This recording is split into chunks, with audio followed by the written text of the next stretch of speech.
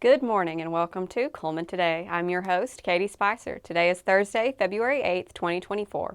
We have lots to look forward to in local news today, including an opportunity for you to assist in a local investigation, information on Wallace State's new nursing night classes, and an invitation to the Cullman County Public Library System's Pets and Prints event. All of this plus sports, weather, and more coming up right now on Cullman Today. Let's dive into our top stories. Cullman was back on the court at Bearcat Arena Wednesday night hosting the Hartselle Tigers in this year's 6A Area 14 championship game, and the Bearcats collected their third straight area title with a 54-42 win over Hartselle. The Cats went into the locker room with a 28-22 lead at halftime and continued to pressure the Tigers on the defensive end in the second half, allowing them to pull away with the win. Brody Bannister and Sam Duskin led Cullman with 11 points in the win, followed by Jake Dora with 10. The Bearcats will be back home Saturday night to host a sub-regional game against Lee Huntsville. The Cullman County Sheriff's Office is searching for stolen dump trucks that were taken from My Way Transportation on January 30th.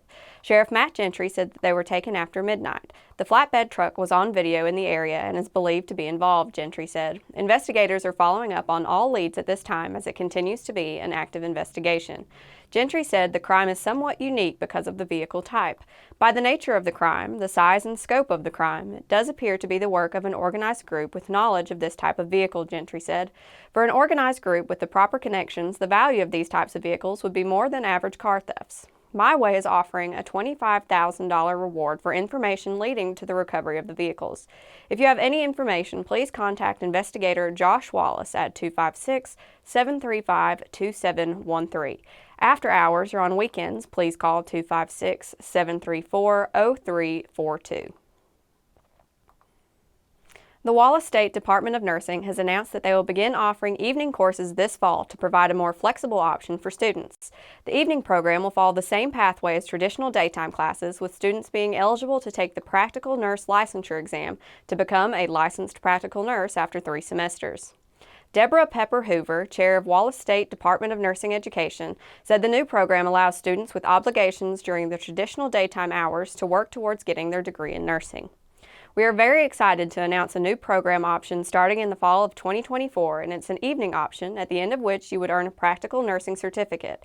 These nighttime classes give options to people who are working during the day or have family obligations, said Hoover. The classes will start at 5 o'clock. We estimate 3 nights a week, with clinicals on Friday, Saturday, or Sunday. The curriculum of the evening option will mirror the curriculum for our traditional nursing program, so it's a year-long curriculum. Online applications for the traditional daytime and evening programs at Wallace State Department of Nursing Education open March 15th and will be accepted through May 15th. For more information about the Wallace State Community College Nursing Program, visit www.wallacestate.edu/nursing or call 256-352-8199. Now that we have the top stories out of the way, we're going to take a quick break before returning with sports.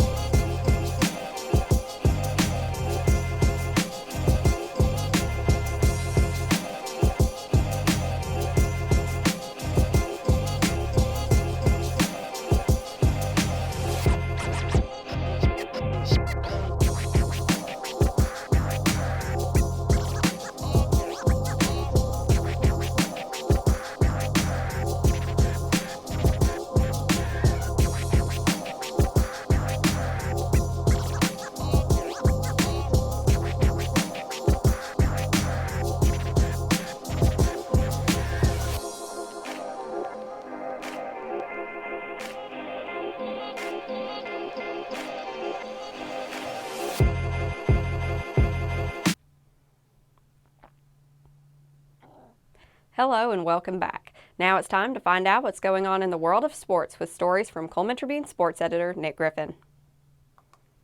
Area tournament action resumed across the state Tuesday night, and 2 more of our local teams earned area titles. After dominating West Morgan in the opening round Saturday, the top-ranked Good Hope Lady Raiders were back on the court Tuesday to host Priceville in this year's 4A Area 13 championship game. Good Hope went into the locker room with an 11-point lead at halftime, but injuries forced some younger players to step up and play in the second half. The Bulldogs made a push in the fourth quarter and cut the lead to single digits, but it wasn't enough to overcome the early lead, and the Lady Raiders held on to defeat Priceville 60-55 and capture the area title. 4 different players finished in double figures for Good Hope. Ivy Maddox led the way with 15, Ava McSwain finished with 12, Ella Gossett added 11, and Charlie Johnson posted 10. The Lady Raiders will be back home Friday night to host a sub-regional matchup against St. John Paul or Randolph. The West Point Lady Warriors handled Brewer in the opening round of this year's 5A Area 15 tournament Saturday, and they cruised past Russellville 56-37 Tuesday night to win the area title. West Point put together another great performance on the defensive end of the floor, and 3 Lady Warriors scored in double digits on the offensive end. Jalen Faulkner led the way with 16 points. Liberty Shaddix posted 14 points, and Lakin Shaddix finished with 10 points. West Point will host Winona for a sub-regional game Friday night. The Good Hope Raiders hosted West Morgan in the 4A Area 13 title game Tuesday night, but unfortunately for the home crowd, the Rebels were able to pull ahead late and defeat the Raiders 63-59. Good Hope went into the locker room leading 31-24 at halftime, but West Morgan was able to cut the lead to 3 by the end of the third. The game was tied at 55 with 2 minutes on the clock, but the Rebels outscored the Raiders 8-4 the rest of the way to pull away with the win. Tyler Cohn led Good Hope with 14 points in the loss, and Tucker Malin finished with 12. The Raiders will travel to either Westminster Christian or Randolph Saturday for a sub-regional matchup. The Vinemont Eagles were back on the court Tuesday night to host Susan Moore in this year's 3A Area 13 championship game, and after 4 quarters and overtime, the Eagles came up just short of claiming the area title. Vinemont held on to a 1-point lead at halftime, and the score was knotted at 49 at the end of regulation. However, the Eagles were outscored 7-2 in the overtime period, and Susan Moore captured the area championship with a 56-51 win. Jeremy Harbison led Vinemont with 19 points in the loss, and Jackson Holcomb finished with 14. The Eagles will travel to play a sub-regional game at Piedmont Saturday. That covers sports for today, but make sure to check with the Cullman Tribune each day for the latest in sports coverage from across the area. We'll be back after this message.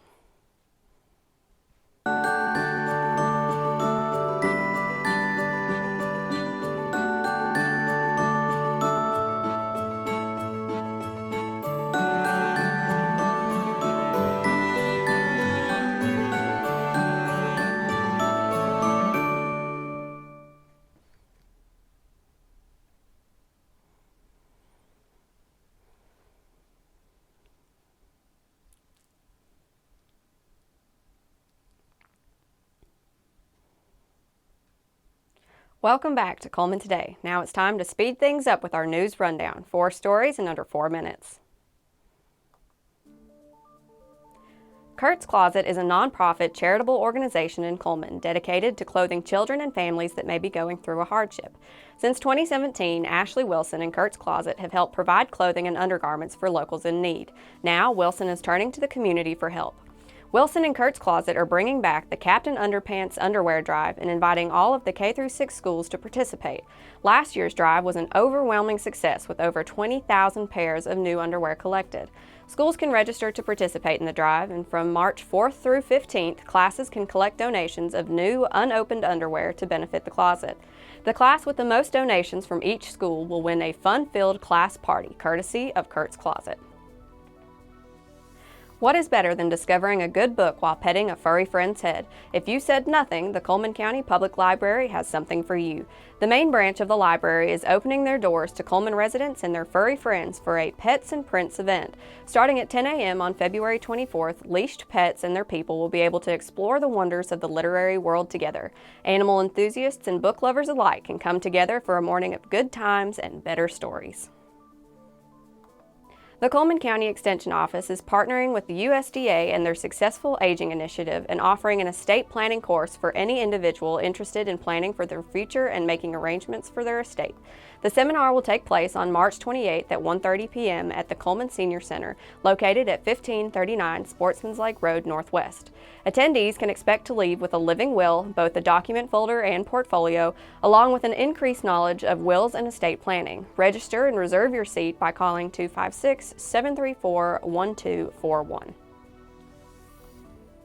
Students at Wallace State Community College can rest easily knowing that the college's mobile food bank will arrive at the Lady Lions dorm parking lot from 10:30 a.m. to 12:30 p.m. on Valentine's Day. Students only need to show a valid student ID and they will be able to receive a food package from the mobile unit, alleviating the stress of a missed grocery store trip or a short paycheck, ensuring that no student goes hungry and can put full attention on their studies and other obligations. That finishes up our news rundown. Now for a quick break before we look at the weather ahead and pay our respect with obituaries. I'll be right back after this quick message.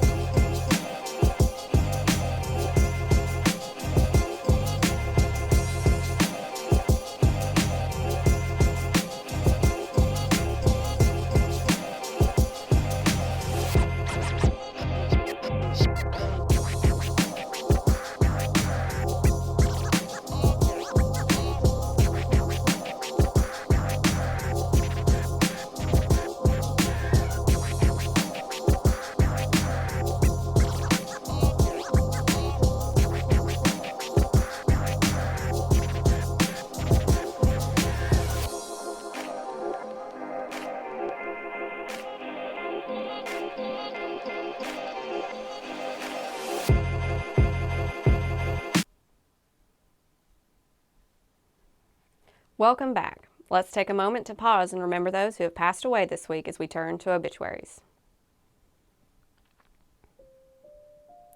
Raymond Greg Hodges. Raymond Greg Hodges, 85, joined his Lord and Savior and wife Marie on February 5, 2024. Donations to honor Greg Hodges may be made to the Gideons of Cullman, Attention Rick White, or First Baptist Church of Cullman. Visitation will be held today, February 8, 2024, from 5 p.m. until 8 p.m. Funeral will be tomorrow, Friday, February 9th at 10 a.m., with graveside service to follow at Cullman City Cemetery. Both visitation and funeral will be at First Baptist Church of Cullman, 501 2nd Avenue Southeast, Cullman. Heidi Susanna Leherow. Heidi Susanna Leherow, 78, of Cullman, Alabama, passed away February 5, 2024. Visitation will be today, Thursday, February 8th, from 6 p.m. until 7:30 p.m., followed by the Rosary at Sacred Heart Church. The funeral will be Friday, February 9th at 10 a.m. at Sacred Heart Church, 217 2nd Street Southeast, Cullman. Maggie Octavia Dodson Smith.